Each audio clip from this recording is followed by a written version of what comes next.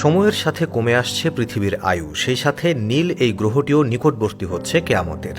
অতিবৃষ্টি, অনাবৃষ্টি সহ একের পর এক প্রাকৃতিক দুর্যোগের সাথে ইতোমধ্যেই প্রকাশ পেয়েছে কেয়ামতের একাধিক আলামত। তবে এসব ছোট আলামতের পর বের হয়েছে আরও 10টি আলামত, যে তালিকায় রয়েছে ইমাম মাহাদির আলামত থেকে শুরু করে ইয়াজুজ মাজুজের আত্মপ্রকাশ। চলুন তাহলে জেনে নেওয়া যাক কেয়ামতের কোন কোন আলামতগুলো ইতোমধ্যেই প্রকাশ পেয়েছে। কেয়ামতের বড় 10টি আলামত কোনগুলো, সেই সাথে জানাবো কবে সংঘটিত হতে পারে এ মহাপ্রলয়। কমে আসছে পৃথিবীর আয়ু, মানুষের আবাসস্থল হিসেবে একমাত্র এই গ্রহটিরই দিন শেষ হওয়ার পথে। ইতোমধ্যে বিশ্বের একাধিক শহরকে বসবাসের অযোগ্য বলে ঘোষণা দেওয়া হয়েছে। একসময় গোটা পৃথিবীটাই বসবাসের অযোগ্য হয়ে উঠবে, তবে সেটি কোনো দূষণের মাধ্যমে নয়, বরং পাপাচার অনাচারের মাধ্যমে।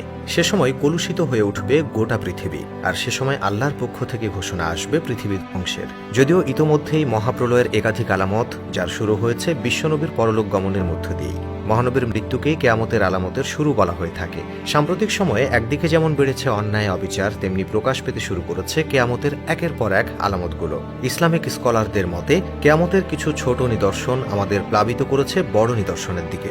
সময় গড়ানোর সাথে বিশ্বনবীর বলে যাওয়া কিছু কথা বাস্তবেও রূপ নিচ্ছে। কেয়ামতের আলামতের মধ্যে উল্লেখযোগ্য একটি হল অতিবৃষ্টি, অনাবৃষ্টি, তীব্র ঠান্ডা ও দাবানল সহ বিভিন্ন প্রাকৃতিক দুর্যোগ ব্যাপক হারে বেড়ে যাবে। এতে করে মাঠ ঘাট যেমন ফসলহীন হয়ে পড়বে, প্রাকৃতিক দুর্যোগের কারণে ফসলের উৎপাদনও ক্ষতিগ্রস্ত হবে। আবার মরু অঞ্চলে ঘটবে এর উল্টোটা, বন্যার কবলে পড়ে বিপর্যস্ত হবে আরব অঞ্চল। পানির সময় শুষ্ক মরুভূমি ভরে যাবে সবুজ অরণ্যে। রাসূল সাল্লাল্লাহু আলাইহি ওয়াসাল্লাম বলেছেন, কেয়ামত অনুষ্ঠিত হবে না সে পর্যন্ত যে পর্যন্ত সম্পদে প্রাচুর্য না আসবে। এমনকি কোনো ব্যক্তি সম্পদের জাকাত নিয়ে ঘুরবে, কিন্তু নেয়ার মতো লোক পাবে না। আরবের মাঠ ঘাট তখন চারণভূমি ও নদী নালায় পরিণত হবে। এটি মুসলিম হাদিসের 2229 নম্বর আয়াতে উল্লেখ করা আছে।